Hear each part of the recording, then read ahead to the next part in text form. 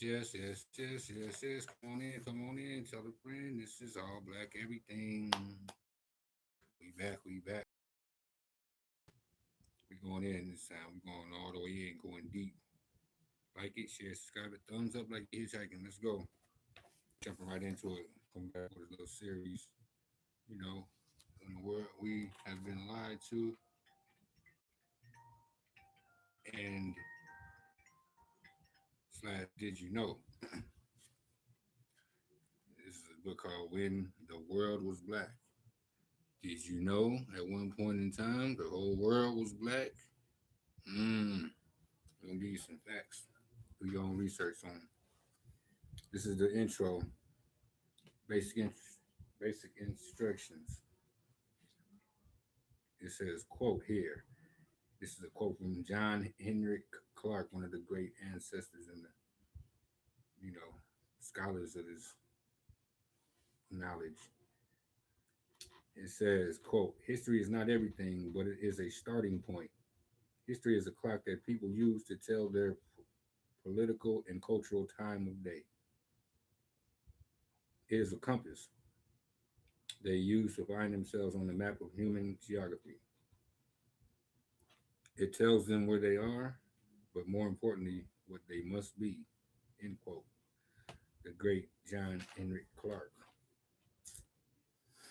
We're gonna get into some books about him too further later on. But here we go. It says, why are there are black communities all over the world, from southern Russia to Southeast Asia, from Southern America, South America to the islands of the South Pacific. Some of them are no longer around, but we know that they were there. They were everywhere. But who were these people? Where'd they come from?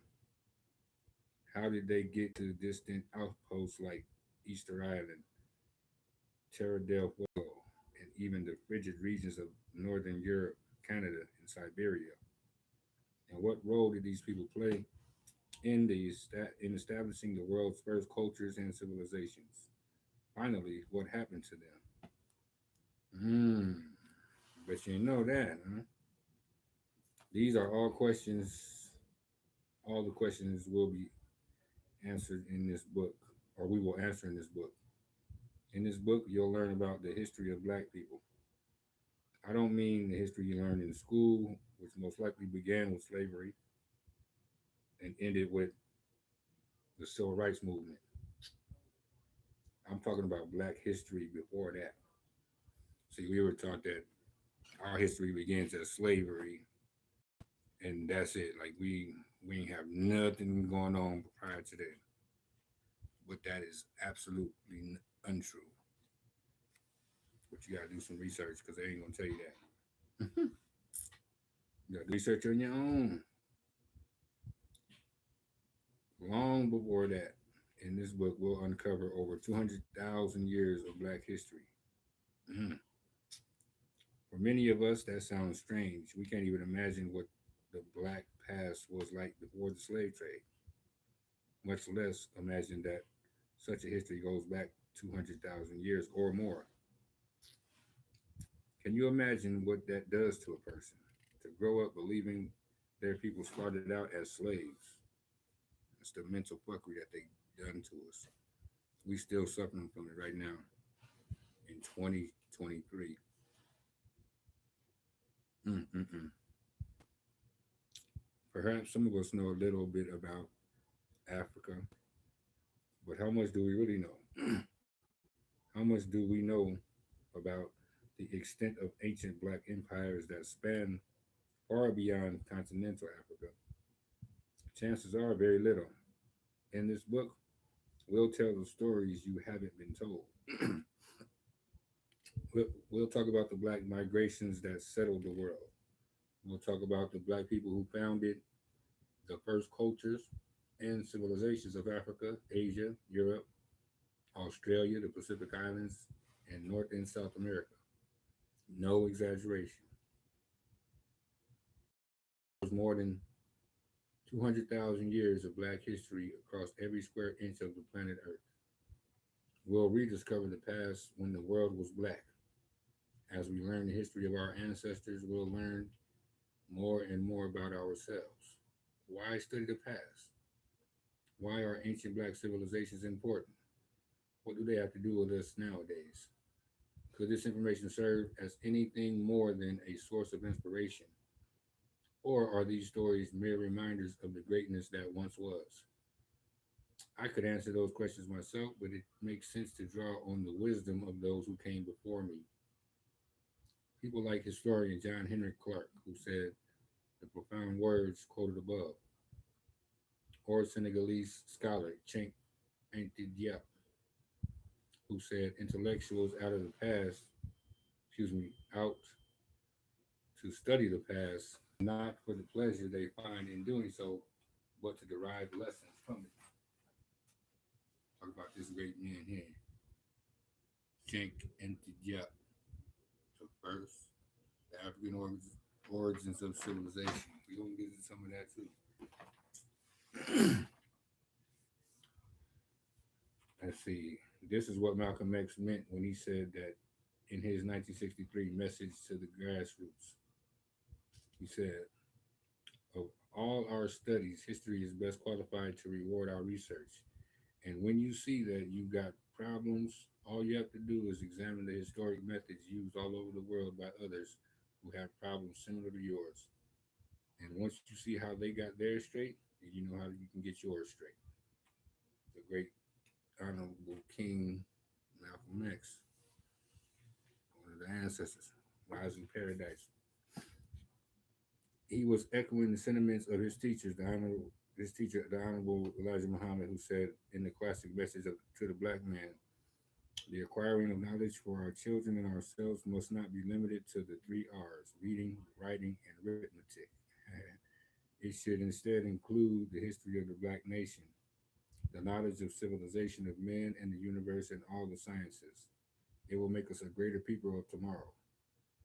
We must instill within our people the desire to learn and then to use that learning for self. Later in the book, he connects the study of history with the pursuit of self knowledge. I am for the acquiring, of knowledge or the accumulating of knowledge, as we now call it education. For my people must be taught the knowledge of self. Then and only then will they be able to understand others and that which surrounds them. Anyone who does not have knowledge of self is considered a victim of either amnesia or unconsciousness and is not very competent. The lack of knowledge of self is a prevailing condition among my people here in America. Gaining the knowledge of self makes us unite into a great unity. Knowledge of self makes you take on the great virtue of learning. See, we got to get back to wanting to learn and to be astute and knowledgeable instead of all that dumbing down bullshit. You know what I'm saying? We can let that go. We got to get rid of that. Take that off the shelf. We done did that for decades and it ain't work. We got to do something else. We are much more intelligent than that. What they've been telling us is that history is a rich subject, but because it can illuminate the problems of the present and present solutions that have already worked for such problems. History can also highlight the failures of the past to help us see what not to do again. Stop repeating those nonsense cycles. We're going insane. The past is like an alternate universe that obeys the same laws as our own, where we can see what happens when different things are attempted. Studying the past also allows us to see how our present day conditions came to be. Both our strengths and our weaknesses are born from the triumphs and tragedies of our collective past. Thus, if we want a better present and future, we must come to understand the past. hmm And what you will learn in this In writing this book, I gave myself the daunting task of covering all the cultures and civilizations of the world, going back as far as the earliest evidence of human settlement and extending up to the point of European contact. That's quite a lot of history. Thus, this book had to be split into two parts. Part one covers history from 200,000 to up to 20,000 years ago. These were the prehistoric cultures and the of the Paleolithic age. This might make them sound primitive, but we will soon see that these cultures were actually highly advanced. Part two covers history from 20,000 years ago to the point of European contact. This is the time that prehistoric cultures grew into ancient urban civilizations, a transition known to historians as the Neolithic Revolution. Right now, you're looking at part one. In this book, you'll learn who the original people of this planet are, why a branch of these people left Africa and settled the rest of the world, how and when these people settled the entire Earth, why these people settled everywhere from the Arctic tundra of Siberia to the deserts of Peru, and what cultures they established there, the extinction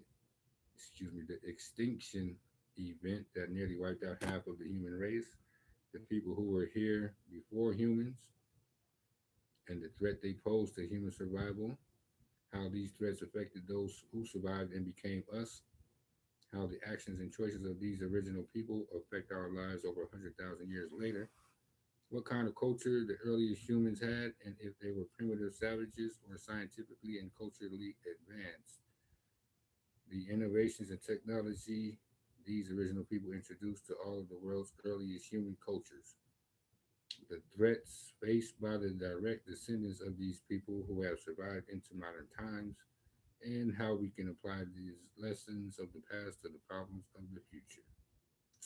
hmm I think that's a great introduction and a great place to stop. But we've been lied to, and did you know we're gonna find a lot about it right now in this book, and it's a big book, so we got a lot of time to go through it. Do your own research though. That's what it looked like when the world was black.